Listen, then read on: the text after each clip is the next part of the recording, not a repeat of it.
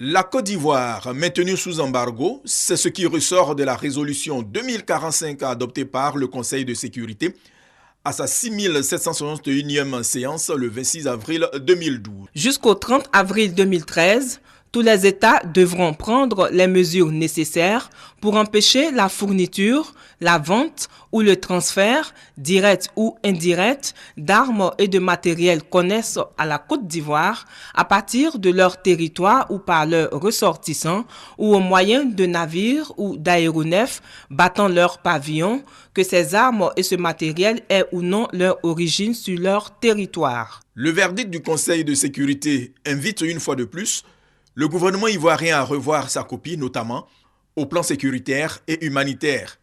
La visite de travail de la délégation du Conseil de sécurité a tout son sens. Au chevet de la Côte d'Ivoire encore convalescente, comme le rappelle le Premier ministre Jeannot Ahoussou-Kouadio, il n'y aura pas de place pour la complaisance. La Côte d'Ivoire revient de loin. Les clignotants sont à l'orange face au progrès accompli et au succès obtenu ces derniers mois pour le retour de la stabilité.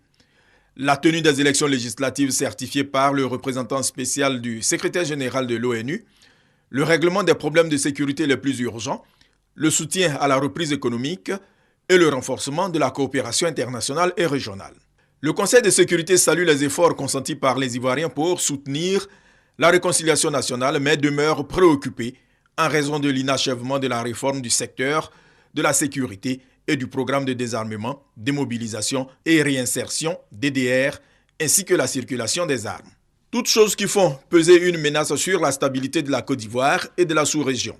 Dans le cadre du DDR, une réflexion a été menée à Grand-Bassam pour fédérer la pléthore de structures, plus d'une dizaine. La montagne aurait accouché d'une souris parce que l'on a commis l'erreur d'impliquer l'ensemble des structures dans la réflexion.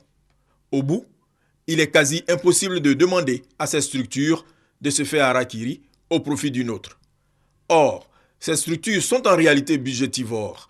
Elles consacrent une grande partie de leur budget au fonctionnement pour des résultats loin de la moyenne. La preuve, le programme de désarmement, de mobilisation et de réinsertion piétine encore. Pour un souci d'efficacité, un interlocuteur crédible doit être connu. Cela relève de la responsabilité du gouvernement. Cette structure pourrait être évaluée aisément. Pour réussir le programme de DDR, il faut impliquer les responsables des ex-combattants. Certains étant reconvertis, attendent des appuis financiers ou logistiques pour développer leur activité. Ils sont des exemples et sont écoutés par les ex-combattants. Ils pourraient donc absorber des ex-combattants encore dans la rue et l'on pourrait récupérer avec leur concours des armes jusque-là planquées. Dans le cadre de la commission Dialogue, Vérité et Réconciliation, il faut utiliser comme relais les ONG et associations sur le terrain.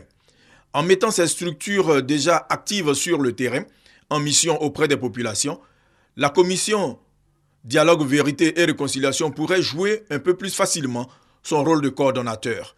La CDVR et le programme DDR devraient compter avec l'existant pour réussir. En plus, avec la lutte contre l'impunité, la Côte d'Ivoire pourrait rassurer la communauté internationale sur la nécessité de lever l'embargo.